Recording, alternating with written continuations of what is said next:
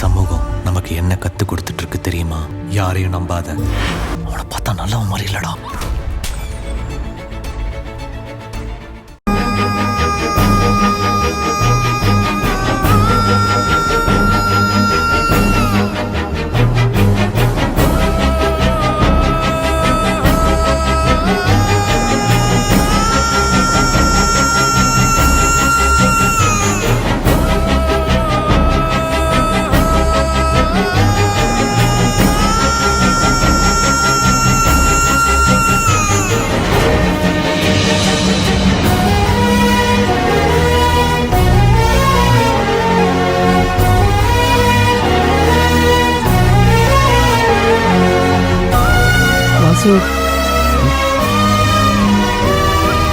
திவ்யா தூங்கிட்டாளம்மா?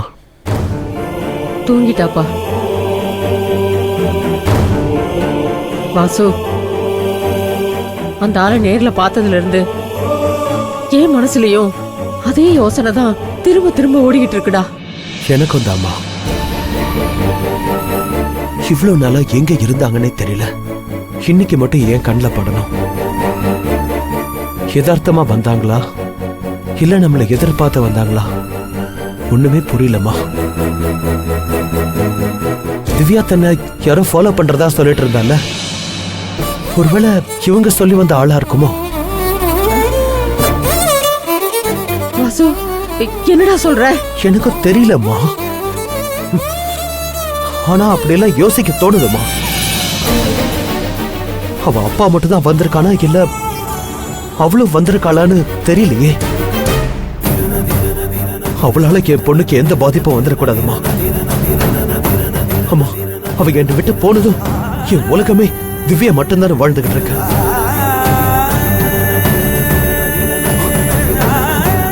திவ்யா இல்லாத ஒரு உலகத்தை என்னால நினைச்சு கூட பார்க்க முடியாதுமா. செத்துருவாமா. என்னடா பேசுற நீ? தெரியலம்மா, என் மனசுக்குள்ள ஏதேதோ சிந்தனைலாம் ஓடிக்கிட்டு இருக்கு. அவ அப்பா திவ்யாவை பார்த்து என் பேத்தின்னு சொல்றாரு.